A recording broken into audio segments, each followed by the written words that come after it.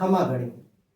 आज हम बातचीत करेंगे वृश्चिक राशि के बारे में। इस राशि के जातक किस प्रकार की सोच वाले होते हैं, सबसे पहले हम थोड़ा सा परिचय उसका लेते हैं। तो इस राशि का स्वामी मंगल होता है। मंगल के बारे में हम जानते हैं कि मंगल देवताओं के सेनापति होते हैं। इस कारण से ऐसे लोग उत्साह, जोश और उमंग से भरे हुए रहते हैं। यह एक जल तत्व राशि है और इस राशि के स्वामी होने के कारण यहां पर चंद्रमा नीच राशि का बन जाता है। इस कारण से देखने में आता है कि ऐसे लोग थोड़े शक्की स्वभाव के होते हैं, आसानी से दूसरों के ऊपर विश्वास नहीं कर पाते हैं। आवश्यकता है वो दूसरों पर अपना विश्वास रखें, शक के दायरे से थोड़ा बाहर आए। अब हम बातचीत करेंगे जनवरी से लेकर के 29 मार्च तक शनि के बारे में। तो आप देखिए, इस समय आपकी राशि के अंदर शनि ग्रह जो है चौथे भाव के अंदर चल रहे हैं। चौथे भाव में जब भी शनि होते हैं तो ये आपको ढैया चल रही है। इस ढैया के कारण अगर मैं देखूं तो इस समय आपका मन बहुत अशांत होता है, क्योंकि शनि को चौथे घर में अच्छा नहीं माना जाता है। यहां से शनि आपको मानसिक पीड़ा तो देता ही देता है, साथ ही साथ आपकी माता के स्वास्थ्य में भी परेशानियां पैदा करता है। और यहां पर बैठ करके शनि कई बार आपको भूमि, भवन और वाहन के सुखों में थोड़ी कमी करता है। अगर आपका कोई मामला फाइनल नहीं हो रहा है भूमि के संबंध में, तो अभी उसमें थोड़ा समय लगेगा, लेकिन आपको मैं आशा करता हूं कि जब शनि की उतरती हुई ढैया होती है तो जाते जाते शनि आपके कोई भी भूमि संबंधी कोई भी मामले हैं उनको निपटा करके जाएंगे। लेकिन आप देखिए 29 मार्च को शनि चौथे घर से निकल करके यहां से इस दूसरी कुंडली में देखिए 12 नंबर की राशि में आ जाते हैं। इसे मीन राशि कहते हैं। यहां पर आ जाते हैं। यहां पर आना शनि का बहुत ही उत्तम है। यहां पर आने से शनि के आपकी ढैया समाप्त हो गई।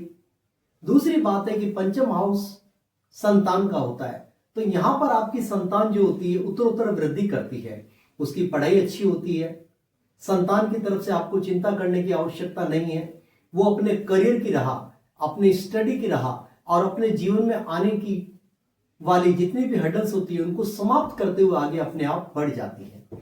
तो कुल मिला के अगर मैं देखूं तो शनि का गोचर ये आपके लिए बहुत ही अच्छा है। लेकिन यहां पर थोड़ी सी बात कहनी पड़ेगी मुझे आपको कि कुछ समय के लिए यहां पर शनि और राहु की युति होगी, करीब महीना सवा महीना। तो ये जो संबंध होगा इस समय थोड़ी खराबी रहेगी। इस समय आपको कुछ एंजाइटी और मानसिक पीड़ा हो सकती है, लेकिन उसके बाद में पूरे वर्ष पर्यंत ये समय बहुत ही अच्छा है। अब देखिए शनि की हम तीसरी दृष्टि को देखते हैं। तो शनि की तीसरी दृष्टि सप्तम भाव के ऊपर पड़ती है। तो यहां से आपके कारोबार, दैनिक रोजगार को ये वृद्धि देता है और आपके जीवन साथी से आपके संबंधों को बहुत ही मधुर करता है। अगर आपके मन में किसी नए कार्य के लिए कोई योजना बन रही है तो आप उसको क्रियान्वित कर सकते हैं, कोई समस्या नहीं आएगी। अब देखिए शनि की सातवीं दृष्टि को देखते हैं। तो ये आपके कुंडली के लाभ भाव पर पड़ती है। इसे हम गेन का हाउस कहते हैं। इस हाउस के ऊपर जब भी शनि की दृष्टि पड़ेगी तो इस दृष्टि के कारण आपको सबसे बड़ा फायदा ये होता है कि यहां से आपको बड़े भाई बहनों से लाभ और गेन की प्राप्ति होगी, यानी लाभ ही लाभ प्राप्त होगा। यदि आप किसी नए कार्य की योजना बना रहे हैं तो उस कार्य में आपको लाभ मिलेगा। और उसके बाद देखिए शनि की 10वीं दृष्टि आपके कुटुंब भाव के ऊपर पड़ती है। तो यहां पर आने से सबसे बड़ी बात है कि कुटुंब के अंदर जो रिश्ते अभी तक आपके खराब चल रहे थे वो सभी रिश्ते अच्छे होने लग जाएंगे और आपकी वाणी आपको बहुत ज्यादा बल देगी।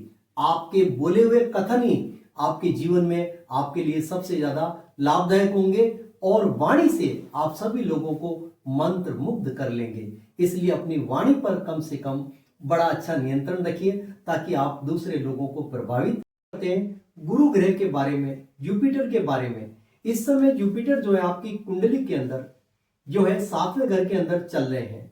7वें घर के अंदर जब भी जुपिटर होते हैं तो यहां पर एक सबसे बड़ा काम ये करवाते हैं जिन लोगों का विवाह नहीं हुआ है। तो जुपिटर यहां पर विवाह कराने में अपनी महत्वपूर्ण भूमिका अदा करते हैं। सबसे पहली बात, आपके रोजगार के साधनों को जुटाते हैं, रोजगार को अच्छा करते हैं। लेकिन देखिए, जुपिटर यहां पर रह करके कुछ समय तक ही अच्छे हैं। इसके बाद में देखिए, मैंने ऑलरेडी लिखा हुआ है कि 14 मई को जुपिटर जो है यहां से आपकी कुंडली के अष्टम भाव के अंदर आ रहे हैं, मिथुन राशि के अंदर। यहां पर अष्टम भाव में जुपिटर का बैठना हम अच्छा नहीं मानते ज्योतिष के हिसाब से। यहां पर आने के बाद में जुपिटर कुछ समस्याएं जरूर देंगे। हो सकता है कि आपके पैसों का कुछ ब्लॉकेज कर दें, कुछ समय के लिए आपको परेशानी आएगी। आप सरकार में या किसी अन्य लोगों में अगर पैसे मांग रहे हैं तो यहां पर पैसे की गति धीमी हो जाएगी, यानी पैसा रुक रुक करके आपके पास आएगा। तो सबसे बड़ी बात यह है कि आपको जुपिटर के इस समय को ध्यान रखना पड़ेगा और थोड़ा मन के अंदर जो भी संताप चलते हैं उन संतापों पर विजय प्राप्त करते हुए आपको आगे बढ़ना पड़ेगा, क्योंकि जुपिटर इतना खराब नहीं है लेकिन कुछ तो असर देंगे क्योंकि वो अष्टम भाव में बैठे हुए हैं। राहु और केतु के बारे में बातचीत करेंगे। अभी वर्तमान में यदि मैं देखूं तो राहु और केतु जो है आपकी कुंडली के, राहु पंचम भाव में और केतु आपके एकादश भाव में विराजमान है। तो इस समय तो इनकी तरफ से कोई ज्यादा कठिनाई वाली बात नहीं है, लेकिन ये राहु और केतु अपनी राशि को बदलेंगे 18 मई को।